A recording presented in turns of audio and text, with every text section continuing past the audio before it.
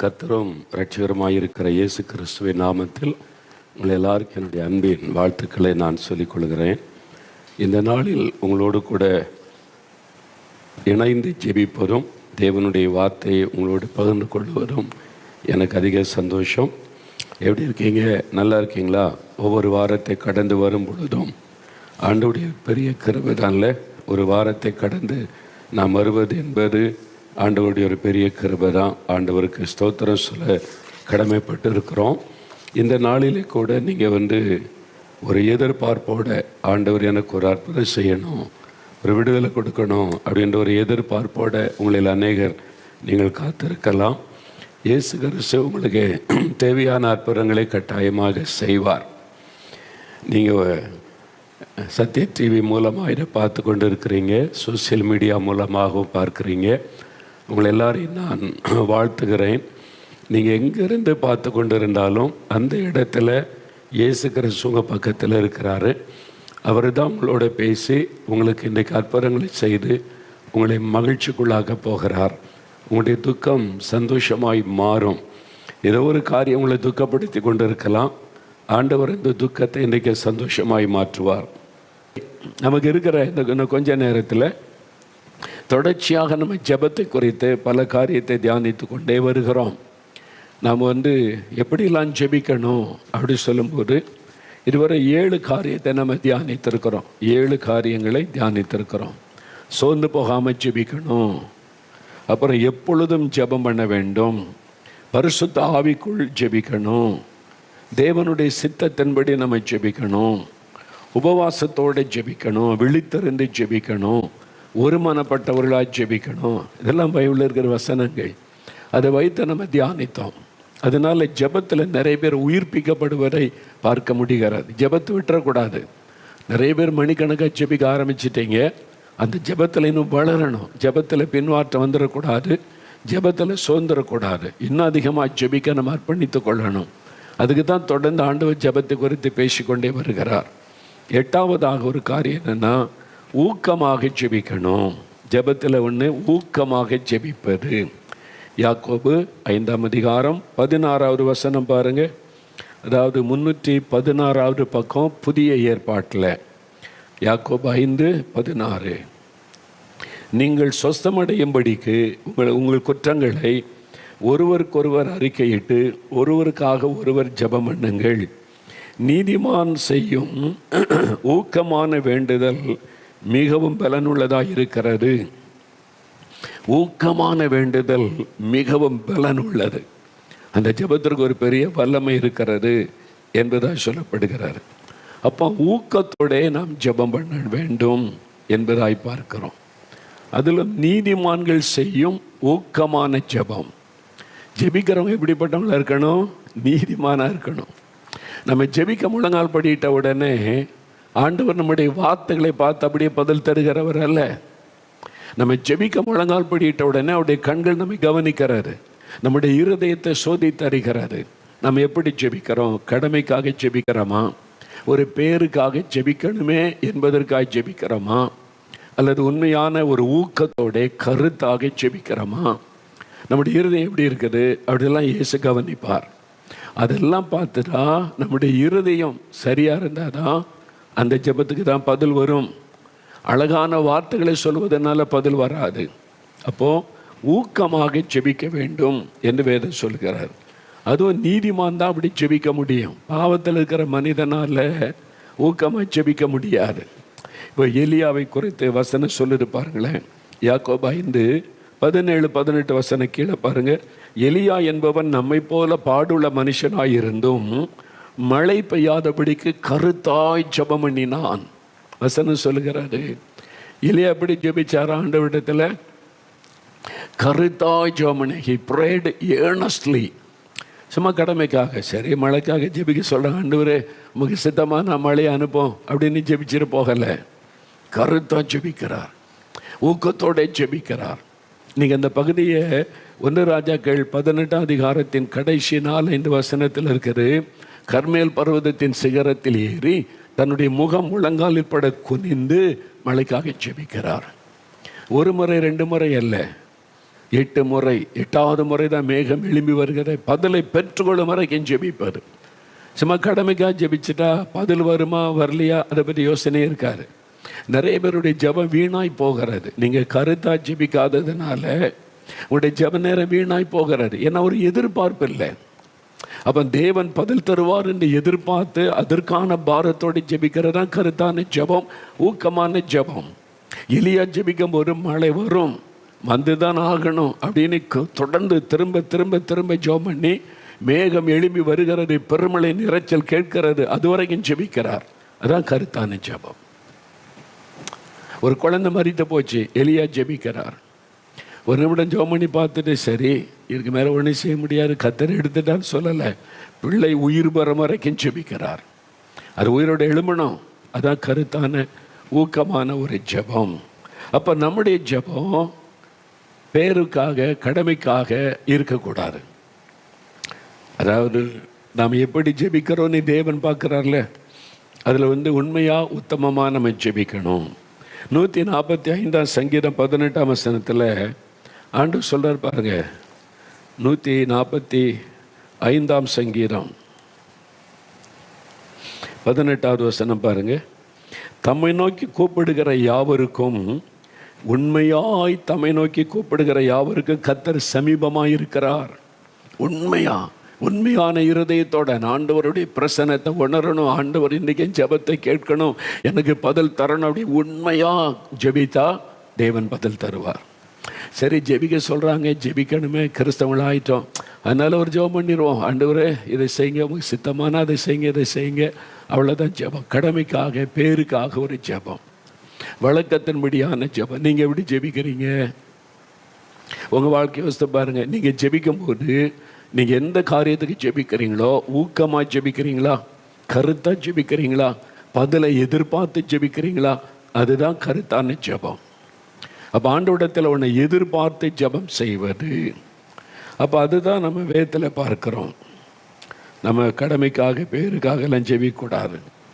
அப்போ ஊக்கத்தோடு ஜெபிக்கும்போது தடைகள் எல்லாம் மாறும்படி நம்ம ஒப்பு கொடுத்து நம்ம ஜெபம் செய்து ஆண்டவரிடத்துலேருந்து அதை பெற்றுக்கொள்ளுவோம். ஒரு காரியத்தை பெற்று தான் ஆகணும், ஆண்டவர் அற்புதம் செய்யணும்னு ஜெபிக்கிறீங்க. ஆண்டவர் சொல்லுவார், உன் பாவம் தடையாக இருக்குன்னா பாவத்தை அறிக்கை செய்து ஒப்பு கொடுத்து அழுது ஜெபிச்சு அதை பெற்றுக்கொள்வது. அதான் ஊக்கமான ஜெபம் என்பது. டாக்டர் பாலிங்கச்சு இருக்கிறாங்கல்ல, அவர் இறந்துட்டார். இப்போ வயசான நாட்களில் தான் தேவனுடைய ராஜ்யத்துக்கு போயிட்டார். ஊழியத்தை வெற்றியோடு முடிச்சு அவர் இருந்த நாட்களில் நடந்த ஒரு அற்புதத்தை அவர் சொன்னார். அவருடைய புஸ்தகத்திலும் அது இருக்கிறது. அவருடைய வாலிப மகன் ஸ்கூலில் படிச்சிருந்த பையன் ஸ்கூலில் பிக்னிக் போனப்போ ஃபுட் பாய்சனில் இறந்துட்டார். அதில் கொஞ்சம் பிள்ளைகள் இறந்துட்டாங்க. அதில் பாலிங்கச்சு பையனும் ஒருவன், டீனேஜ் பாய், ஸ்கூலில் படிக்கிற பையன். பாய்சன் ஆகி உடம்பெல்லாம் முழுவாயிட்டு அவன் இறந்துட்டான்னு டாக்டர் சொல்லி வீட்டுக்கு கொண்டு வந்துட்டாங்க. பாலிங்கச்சோடைய ஒய்ஃப் அவசரமாக கணவருக்கு ஃபோன் பண்ணுறாங்க, எங்கே இருக்கீங்க? ஆஃபீஸில் இருக்கேன், சர்ச்சில் இருக்கிறேன், வாங்க, பையன் இறந்துட்டான். அவர் ஓடி வந்தார். அவர் வந்து பார்த்தா பையன் மரித்து கிடக்கிறான், உடம்பெல்லாம் ப்ளூ கலர் ஆகிட்டு. அவரை தெரிஞ்சுட்டு இனி எந்த ஆஸ்பத்திரி கொண்டு போய் காப்பாற்ற முடியாது. மனைவி சொல்கிறாங்க, பெரிய டாக்டர் இருக்காங்கல்ல, பெரிய ஆஸ்பத்திரி போகலாம், தூங்குங்க, கொண்டு போங்க, என் பையனை காப்பாற்றி கொடுங்கன்றாங்க. அது தாய் பாசம். பையன் இறந்துட்டான். இனி டாக்டர் சில ஒன்றும் பண்ண முடியாதுன்னு பாலியங்கச்சோக்கு தெரிந்து விட்டது. அவர் என்ன பண்ண, தண்டி பெட்ரூமில் கொண்டு போய் படுக்கையில் வச்சுட்டு கதவை மூடி ஜெபிக்க ஆரம்பித்தார். கதவை என்ன எல்லாம் அழுகிறாங்க, மனைவி அழுகிறாங்க, அப்புறம் அவருடைய அசிஸ்டன்ட் பாஸ்டர்ஸ் வந்துட்டாங்க, சபை எல்டர்ஸ் வந்துட்டாங்க, எல்லாரும் அழுகிறாங்க. அப்போ ஒரு மனமாக கருத்தாக ஜெபிக்க முடியாது, எண்ணெய் செதறிடும், குழப்பம் வந்துடும். அப்போ அந்த ஜெபத்துக்கு பதில் வராது. அதனால் என்ன பண்ணினா, தன்னை தனிமைப்படுத்தி கொண்டு தனியாக தன்னுடைய மகனை வச்சுட்டு முழங்கால் படிக்கிட்டு முதல்ல அவர் சொல்லுகிறார், தன்னுடைய பாவத்தை அறிக்கை செய்து ஜெபிச்சாராம். ஆண்டவரே, என்கிட்ட இருக்கிற குறைகளை மன்னியும், ஜெப குறைவை மன்னியும், என் வாழ்க்கையில் இருக்கிற சில குறைகள் ஆண்டவரே அதெல்லாம் எனக்கு மன்னிங்கன்னு தன்னை ஒப்பு கொடுத்து ஜெபம் பண்ணி தடைகளை எல்லாம் அப்படியே மாற்றி, என் பையனுக்கு அற்புதம் நடக்கணும், அவன் எனக்கு வேணும், அவன் திரும்ப வரணும், அவனை திரும்ப தாங்க அப்படின்னு சொல்லி மரித்து போன மகன் திரும்ப வரணும்னு ஊக்கத்தோடு ஜெபம் பண்ணினார். சும்மா பேருக்காக சித்தமானா தாங்க, இல்லை நம்முடைய சித்த ஆண்டவர் அப்படிலாம் இல்லை, வேணும் என் மகன் எனக்கு வேணும், நீர் அவனை திரும்ப தரணும் அப்படின்னு ஊக்கத்தோட ஜெபம் பண்ணினார். ஜெபம் பண்ணியிருக்காரு, விடாமல் ஜெபிக்கிறார் சில மணி நேரம். திடீரென்று மரித்து போன மகன் உயிர் பெற்று எழும்பினான். அவன் எழும்பின உடனே அவருக்கு எப்படி இருக்கு யோசித்து பாருங்க, அப்படியே ஆண்டவரை துதிக்க ஆரம்பித்தார். மரித்து போன பையனை திரும்பி தந்துட்டீங்களா ஆண்டவரே உமக்கு நன்றி. ஊக்கத்தோட ஜெபம் பண்ணினார், இல்லை கருத்தாக ஜெபம் பண்ணினார். மகன் எழும்பணும்னு சொல்லி ஆண்டவர் தரணும்னு சொல்லி. அவன் சொன்னாப்பா நீ என்ன நடந்துச்சு மகனே அப்படின்னு கேட்டா, நான் என்னை தேவதூதர் பரலோகத்துக்கு கூட்டு போயிட்டாங்க. அங்கே போனால் ரொம்ப அழகாக இருக்குது, நிறைய தேவதூதர்கள் இருக்கிறாங்க, பார்க்கவே ரொம்ப அழகாக சந்தோஷமாக இருந்தது, அழகழகான இடங்கள். அப்போ இயேசு கிறிஸ்து அங்கே வந்தாங்க, என் பக்கத்தில் வந்தாங்க.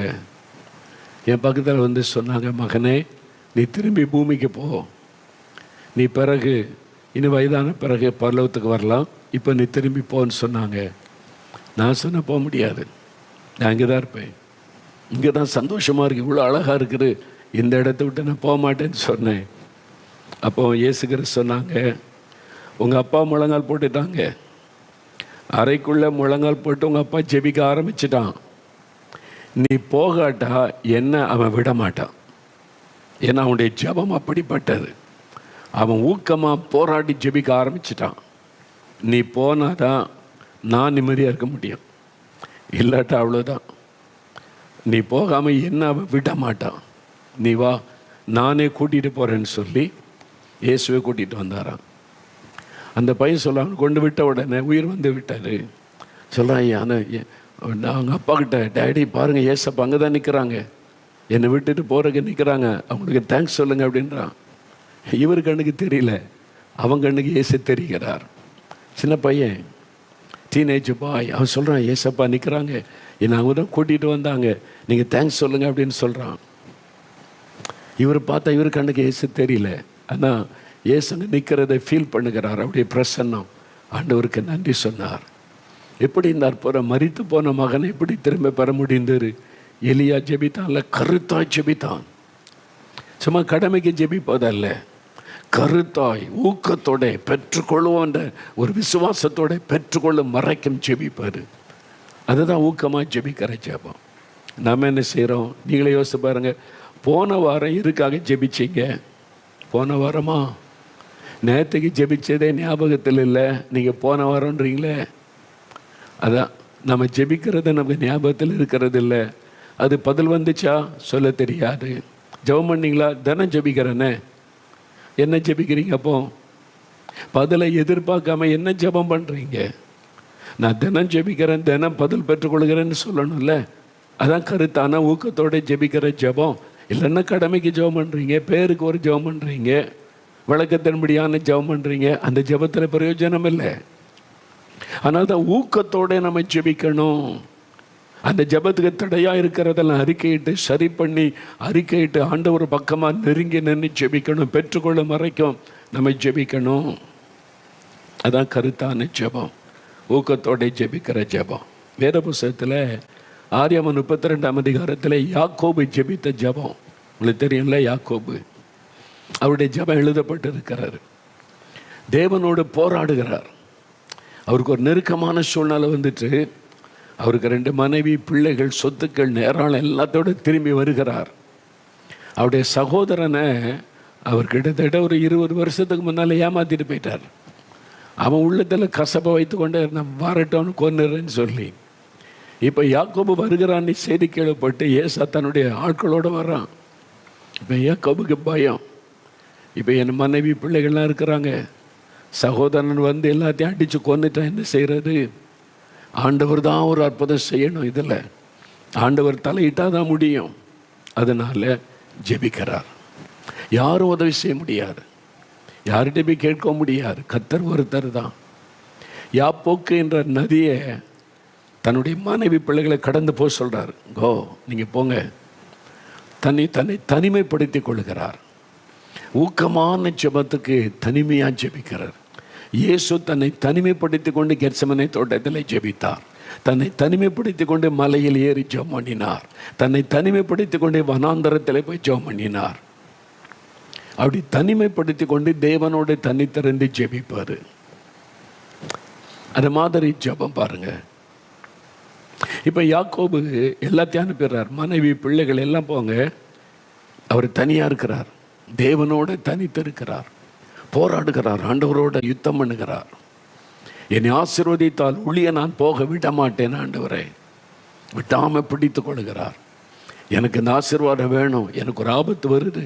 என் சகோதரனை கொலை பண்ண வருகிறான். நான் தப்பு பண்ணிட்டேன். அவனை ஏமாத்திட்டேன். அவன் இப்போ என்னை கொலை பண்ண வருகிறான். என் மனைவி பிள்ளைகளுடைய நிலைமை என்ன ஆகும்? நீங்கள் என்னை ஆசீர்வதிக்கணும். எனக்கு ஒரு அற்புதம் நடக்கணும். கருத்தாக ஜெபிக்கிறார். தன்னை தனிமைப்படுத்தி கொண்டு தேவனோடு போராடி அவர் ஜெபிக்கிறார். விடிந்து வருகிறது. ஆண்டவர் சொல்றார், யாக்கோபு என்னை விட்டு விடு, நான் போகட்டும். பொழுது விடுகிறது. அதெல்லாம் விட மாட்டேன். என்னை ஆசீர்வதித்தால் ஒளியை போக விட மாட்டேன். எனக்கு பதில் சொல்லுங்க. அதான் ஊக்கமாக ஜெபிக்கிற ஜெபம், கருத்தாக ஜெபிக்கிற ஜெபம். ஆண்டவர் பதில் கொடுத்தார். அவனை தொட்டார். அங்கே அவனை ஆசீர்வதித்தார். ஏசா வந்து பார்த்தா கட்டிப்பிடித்து அழுகிறான். யாக்கோபை கட்டிப்பிடித்து அழுதான் என்று பார்க்கிறோம். கொலை பண்ணிடுவான்னு வந்தவன் அவருடைய இருதயத்தை அப்படி ஆண்டவர் மாற்றுகிறார். ஒரு அற்புதம் நடக்கிறது. உங்களுக்காக சூழ்நிலைகளை மாற்றுவார். மனிதனுடைய இருதயத்தை மாற்றுவார். தடைகளை மாற்றுவார். உங்களுக்கான ஒரு அற்புதத்தை செய்வார். ஆனால் நீங்கள் ஊக்கமாக ஜெபிக்கணும். சும்மா கடமைக்கு ஒரு ஜெபம் பண்ணிடுவோமே, ஓகே நம்ம எல்லாம் கிறிஸ்தவர்கள், எல்லாத்துக்கும் ஜெபிக்கணும் ஆண்டு சொல்லி கம் வி வில் ப்ரே அப்படின்னு ஒரு சின்ன உப்பச்சப் இல்லாத ஜெபம் பண்ணிட்டு போகிறது. நிறைய பேருக்கு இந்த ஜெபம் கடமையாக மாறிவிட்டது.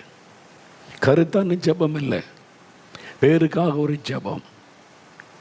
அப்போ நீங்கள் பண்ணுற ஜெபத்துக்கு ஆண்டவர் பதில் கொடுத்ததை நீங்கள் பார்க்கணும். அதற்கு நம்ம என்னென்ன காரியம் ஜெபிக்கிறோன்னு எழுதி வைக்கணும்ல. நான் எல்லாமே எழுதுகிறேன். இங்கே வந்து ஜெபம் நடத்தும் போது இன்றைக்கி என்னென்ன காரியத்துக்கு ஜெபித்தோம், போன வாரம் என்னென்ன காரியத்துக்கு ஜெபித்தோம், இந்த டைரியில் எல்லாமே இருக்கும். என்ன தேதியில் அது மாதிரி என்ன பாட்டு பாடினோம், என்னென்ன காரியத்துக்கு ஜெபித்தோம், எல்லாமே இதில் இருக்கும். அப்போது இது பார்க்கும்போது ஒரு எதிர்பார்ப்பு. இதுக்கு ஜெபிச்சோமே, ஆண்டவர் என்ன செய்திருக்கிறார், நம்ம நியூசிலாந்துக்கு ஜெபிச்சோமே அங்கே என்ன நடக்குது, ஆஸ்திரேலியாவுக்கு ஜெபிச்சோமே கத்துறாங்க என்ன செய்கிறார், தமிழ்நாட்டுக்காக ஜெபிச்சோமே இங்கே என்ன நடக்கிறது, அந்த எதிர்பார்ப்பு அப்போ தான் வரும். அப்போ நம்முடைய ஜெபம் கருத்துள்ளதாக மாறும். சும்மா ஜெபம் பண்ணிட்டு போவோம் அப்படின்னு போகக்கூடாது. அதுக்கு தான் நான் சொல்கிறேன், ப்ரேயர் டைரி ஒன்றே மெயின்டைன் பண்ணுங்க. டைரியில் எழுதுங்க என்னென்ன காரியத்துக்கு ஜெபிக்கணும்னு. அதை வச்சுக்க ஜெபம் பண்ணுங்க. தினந்தோறும் அதை சொல்லி சொல்லி ஜெபிக்க ஒரு இங்கே கருத்தாக ஜெபிக்க ஆரம்பிச்சிருவீங்க. எதிர்பார்ப்போடு ஜெபிக்க ஆரம்பிச்சிருவீங்க. எப்போ எனக்கு எதுக்கு பதில் வரும்ன்றது எதிர்பார்ப்பு வந்துடுமா, உங்களுடைய ஜெபம் வித்தியாசமாக மாறிடும். அதான் கருத்தான ஜெபம். யாக்கோபு தனித்திறந்து ஜெபித்தார்ல, அதே மாதிரி தான் லூக்கா 6:12 இயேசு கிறிஸ்து ஒரு மலையின் மீது ஏறி ராத்திரி முழுவதும் தனிமையாக இருந்து ஜெபித்தார். தன்னை செப்பரேட் பண்ணுகிறார், பிரித்து கொள்ளுகிறார். நான் போய் ஜெபிச்சுட்டு வரேன், நீங்கள் அங்கே இருங்க. தனிமையாக போய் பிதாட்ட பேசுகிறார்.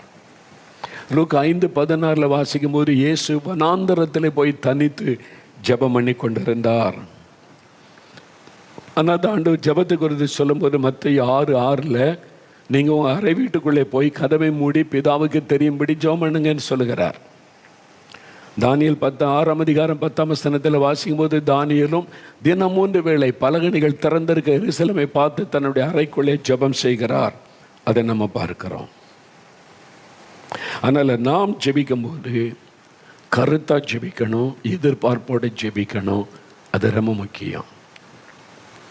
அப்போ நீங்கள் என்னென்ன காரியத்துக்கு ஜெபிக்கிறீங்க? கணவர் ரட்சிக்கப்படணும், பிள்ளைகள் ரட்சிக்கப்படணும், பிள்ளைகளுக்கு திருமண காரியம் நடக்கணும், எங்கள் கடன் பிரச்சனை மாறணும், இந்த வழக்குக்கு ஒரு முடிவு வரணும், ஒரு வீடு கட்டணும், என்னுடைய பிஸ்னஸ் ஆசீர்வதிக்கப்படணும், பிள்ளைகளுக்கு நல்ல திருமண வாழ்க்கை அமையணும், குழந்தை செல்வம் வேணும், ஏதோ ஒரு தேவை இருக்குல்ல. அதுக்காக எப்படி ஜெபிக்கிறீங்க? கருத்தாக ஜெபிக்கணும், ஊக்கத்தோடு ஜெபிக்கணும். சிலர் தன்னுடைய காரியம்னா ரொம்ப கருத்தாக ஜெபிப்பாங்க. எனக்காக, என் குடும்பத்துக்காக அப்படின்னு கருத்தாக ஜெபிப்பாங்க. ஆனால் மற்றவங்களுக்காக ஜெபிக்கும் போது கடமைக்கு ஒரு ஜெபம். சரி, ஜெபிக்க கேட்டுக்கொண்டாங்க, ஆண்டவரே அவங்கள ஆசீர்வதிங்க, அற்புதம் செய்யுங்க, அவ்வளோதான்.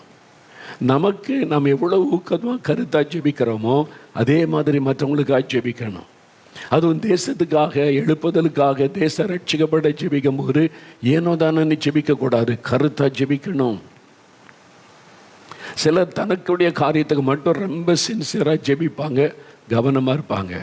ஆனால் மற்றவங்களுக்காக, தேசத்துக்காக ஜெபிக்கும் போது ஏனோ தானே ஜெபிக்கிறாரு, கருத்து இல்லாமல், ஒரு எய்ம் இல்லாமல் ஜெபம் செய்வார்.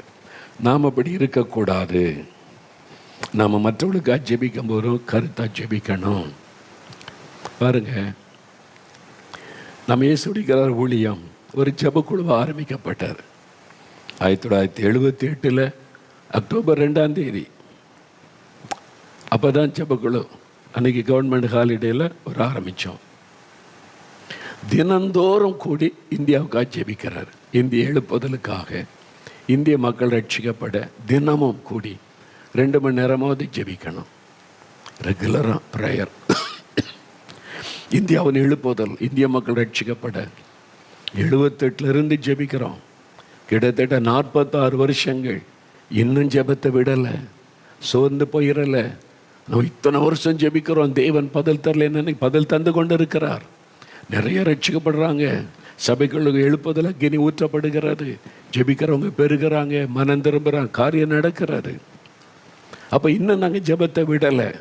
இது அல்ல, முழு தேசமாக மாறுகிற மாற்றம் வரணும், எழுப்புதல் வரணும், அதுக்காக ஜெபித்து கொண்டே இருக்கிறோம்.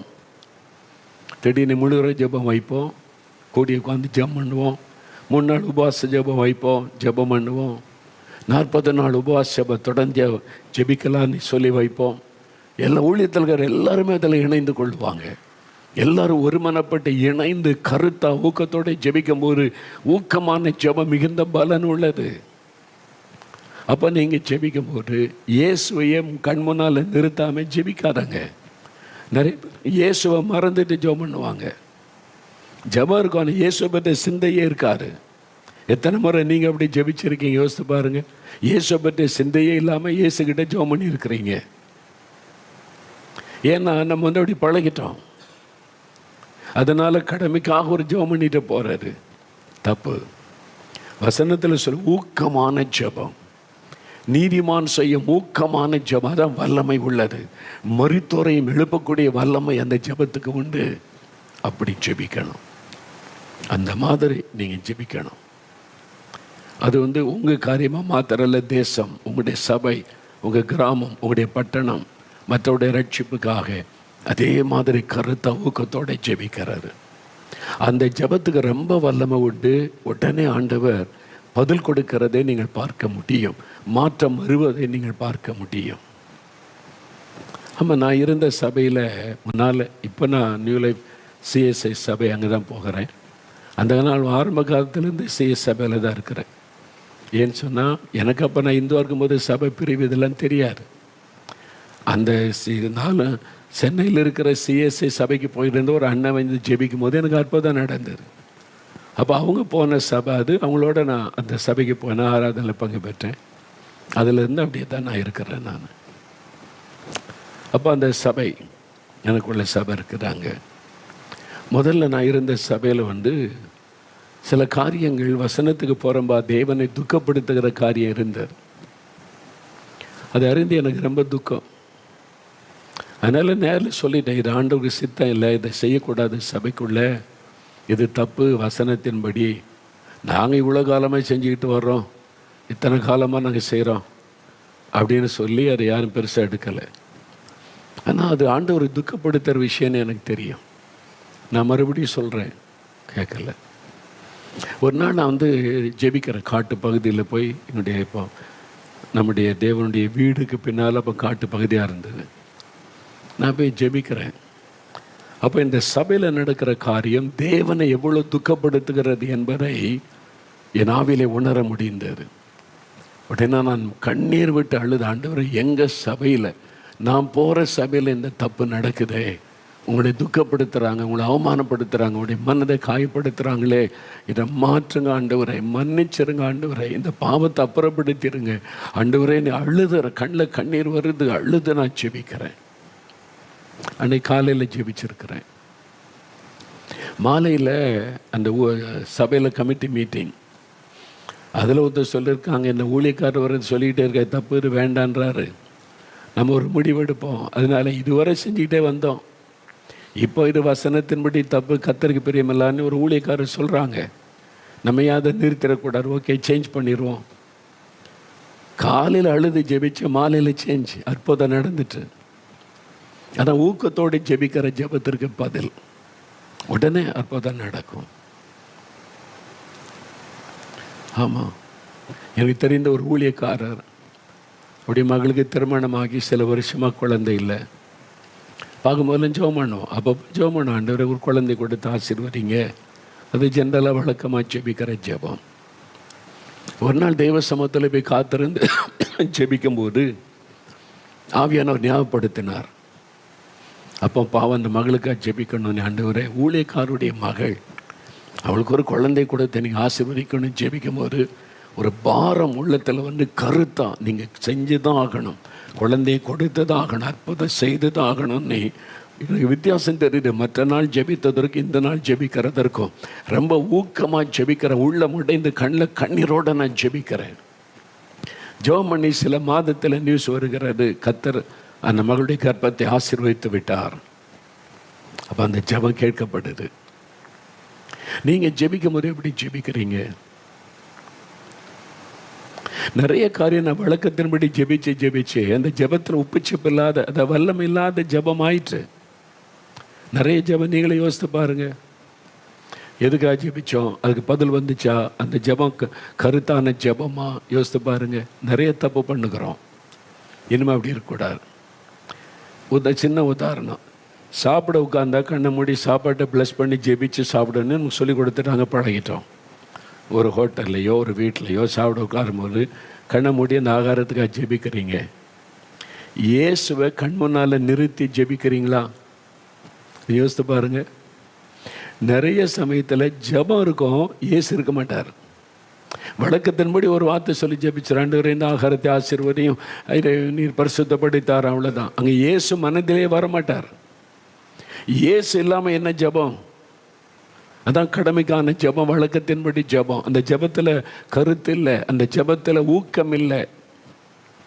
அப்போ ஆண்டவரை கண்முன்னால் நிறுத்தி அவரை பார்த்து ஜெபிக்கிறது. ஒரு நிமிட ஜெபமாக இருந்தாலும் சரி, அரை நிமிட ஜெபமாக இருந்தாலும் சரி, இயேசுவே எங்கள் மத்தியில் இருக்கிறீர், இந்த ஜெபத்தை கவனிக்கிறீர், இந்த ஆகாரத்தை எங்களுக்கு ஆசீர்வதித்து பரிசுத்தப்படுத்தி தாரும் இயேசுவின் நாமத்தில்.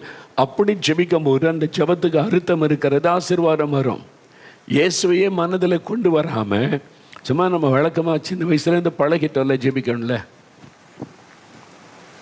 ஆமாம், எந்த ஊழியக்காரனை பார்த்தாலும் பிள்ளைகளுக்கு ஒரு ஜெபம் பண்ணிடணும். தப்பான பழக்கம், நல்ல பழக்கம்தான். ஆனால் அப்படி பழகி அந்த பிள்ளைகள் கூட ஊழியக்காரனை பார்த்தோன்னு ஓடி போய் நிற்கும், ஜெபம் பண்ணுங்க. எதுக்கு ஜெபிக்கணும்னு தெரியாது, ஏதாவது காரியம் இருக்குதா ஜெபிக்க தெரியாது. வழக்கத்தின்படியான ஒரு ஜெபம், அவ்வளோதான். நான் அடிக்கடி சொல்லியிருக்கேன்ல, சிலர் பஸ் ஸ்டாண்டில், ரயில்வே ஸ்டேஷனில், ஏர்போர்ட்டில், ஒரு கடைக்கு போகிற இடத்துல பார்த்தா நம்மளை பார்த்தோம் ஓடி வந்து சந்தோஷமாக பேசுவாங்க. உடனே ஒரு ஜெபம் பண்ணிருங்க பிரதர்பாங்க. அவங்க பேசுவாங்க, ஃபோட்டோ எடுப்பாங்க, அதெல்லாம் ஓகே. ஆனால் ஊழியக்காரனை பார்த்தா உடனே ஜெபிச்சுக்கணும். அது சின்ன வயசுலேருந்தே நம்மளோட ரத்தத்தில் ஊர்னது பழகிட்டோம்.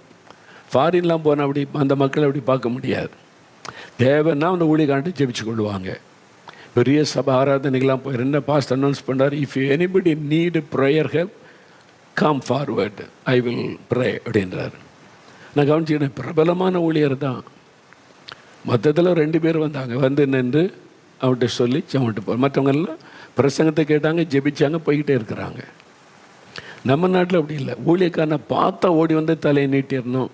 எதுக்கு ஜெபிக்கணும்னு கேட்டால் சொல்ல தெரியாது. எதுக்கு யோசிப்பாங்க, சும்மா ஜெபம் பண்ணிடுங்க பிரதர்மா. சும்மா அப்படின்னா என்னது? இதான் அர்த்தம் இல்லாமல் நம்ம ஜெபிக்கிறது. இதெல்லாம் மாறணும். சரி, ஒரு ஊழியக்காரனை பார்த்தா ஜெபிக்க கேட்டிங்கன்னா நீங்கள் சொல்லணும், நான் இந்த காரியத்துக்கு ஜெபிச்சுக்கிட்டே இருக்கிறேன், இன்னும் பதில் வரல, நீங்களும் எனக்கு ஒரு ஹெல்ப் பண்ணுங்கள், எனக்காக ஜெபம் பண்ணி கொள்ளுங்க. அதில் அர்த்தம் இருக்கிறது. சும்மா ஜெபம் பண்ணுங்க, அதெல்லாம் நீங்கள் மாறணும். அந்த ஜெபத்தில் எதுக்கு சும்மா டைம் வேஸ்ட்டு? அப்போ உங்களுக்கு தெரியணும், இந்த காரியம் இதுக்காக ஒரு ஜெபம் பண்ணுங்க, நான் ஆண்டவரிடத்தில் இந்த அற்புதத்தை எதிர்பார்க்குறேன், ஒரு ஜெபம் பண்ணுங்க. என் பிள்ளைக்கு ஞானம் வேணும், படிப்பில் இதில் குறைவாக இருக்குது, சரீரத்தில் ஒரு வியாதி வருது, அதை நீங்கள் ஜெபம் பண்ணுங்க. ஒரு ஜெபத்தில் ஒரு கருத்து இருக்கணும்ல, காரியம் இருக்கணும். ஆண்டவர் கேட்குறார், தாவீதின் குமாரனே எனக்கு இறங்குன்றான். இயேசு கூப்பிட்டு, உனக்கு என்ன வேணும்? என்னை கூப்பிட்டல்ல, உனக்கு என்ன வேணும் கேட்குறார். எனக்கு என்ன வேணும் உங்களுக்கு தெரியாத ஆண்டவரே அப்படியே சொன்னால், நான் பார்வை அடையணும். அது கேளு. அதான் கருத்தான ஜெபம். சும்மா கூப்பிட்டேன், உங்களுக்கு கூப்பிட்டு அற்புதம் நடக்கும்னு சொன்னாங்க, கூப்பிட்டேன், எனக்கு ஏதாவது அற்புதம் செய்யுங்க. அவர்கிட்ட உனக்கு என்ன வேணும் நீ கேளு, உனக்கு என்ன வேணும். அப்போ நம்முடைய ஜெபத்தில் ஒரு கருத்து இருக்கணும், ஒரு ஊக்கம் இருக்கணும். அப்போ ஊக்கத்தோட எஃபெக்டிவாக பெற்றுக்கொள்ளக்கூடிய அந்த விசுவாசத்தோட கருத்தாக ஜெபிக்கணும். அந்த ஜெபந்தான் வல்லமை உள்ளது. இன்றையிலிருந்து நம்முடைய ஜெப நேரத்தில் எப்பவும் இயேசுவை கண்முன்னால் நிறுத்தி ஜெபிக்கணும். நீ ஒரு தண்ணிக்காக ஜெபிச்சு குடித்தா கூட இயேசு மனதில் நிற்கணும். அவர் என் நினைவுகளை கவனிக்கிறார். இயேசுவே உமக்கு ஸ்தோத்திரம், இந்த தண்ணிக்காக இது எனக்கு ஆசீர்வதித்து கொடும். அப்போ அவர் உங்கள் முன்னால் இருக்கிறதே நீங்கள் ஃபீல் பண்ணுவீங்க. அப்படி பேசி பழக. சும்மா கடமைக்கு உதட்டில் ஜெபம் பண்ணிட்டு டைம் வேஸ்ட் பண்ணாதங்க. அதனால் ஆண்டவரே, நான் இனி கருத்தாக ஜெபிக்கணும். இனி கடமைக்கு பேருக்கு இதெல்லாம் ஜெபிக்கூடாது. கருத்தாக ஜெபிக்கணும், ஊக்கத்தோடு ஜெபிக்கணும், பெற்றுக்கொள்ளணும், விசுவாசம் ஜெபிக்கணும். என்னை ஒப்பு கொடுக்குறேன்னு சொல்லுங்கள். அப்படி இருதயத்தில் கை வைங்க, கை வைங்க, ஜெபம் பண்ணுங்க. ஆண்டவர், இனி கடமைக்கான ஜெபம், சும்மா பேருக்காக ஜெபம், ஆண்டவர் உப்பு ஜெபம் இல்லாத ஒரு ஜெபம், வல்லம் இல்லாத ஜெபம், ஒரு அர்த்தம் இல்லாத ஜெபம்லாம் நான் பண்ணக்கூடாது. நான் இன்னை ஜெபம் பண்ணால் கருத்தாக ஜெபிக்கணும், ஊக்கத்தை ஜெபிக்கணும், பெற்றுக்கொள்ளும் வரைக்கும் ஜெபிக்கணும், பெற்றுக்கொண்ட நிச்சயம் மறுமறைக்கும் ஜெபிக்கணும், கருத்தா நான் ஜெபிக்கணும். என்னை கிருபத்தாங்க, கிருபத்தாங்க, கிருபத்தாங்க. என் நேரத்தை நான் வீணாக்கி கொண்டு இருக்கிறேன், அதை எனக்கு மன்னியும். இனி அப்படிப்பட்ட ஜெபம் செய்யாதபடி ஊக்கத்தோட கருத்தாக ஜெபிக்க என்னை ஒப்பு கொடுக்கிறேன். நான் பெற்றுக்கொள்வேன் என்று விசுவாசிக்கிறேன். இன்றைக்கு இந்த காரியத்தில் ஒரு அற்புதம் நடக்கணும்னு நான் ஜெபிக்கிறேன். இயேசுவின் நாமத்தில் எனக்கு செய்யும். இயேசுவின் நாமத்தில் பெற்றுக்கொள்கிறேன். ஆமேன், ஆமேன். என் ஆத்துமாவே கர்த்தரை சோஸ்தரி, என் முழு உள்ளமே அவருடைய பரிசுத்தமுள்ள நாமத்தை சோஸ்தரி. என் ஆத்துமாவே கர்த்தரை சோஸ்தரி, அவர் செய்த சகல உபகாரங்களை மறவாதே. ஆமேன், ஆமேன்.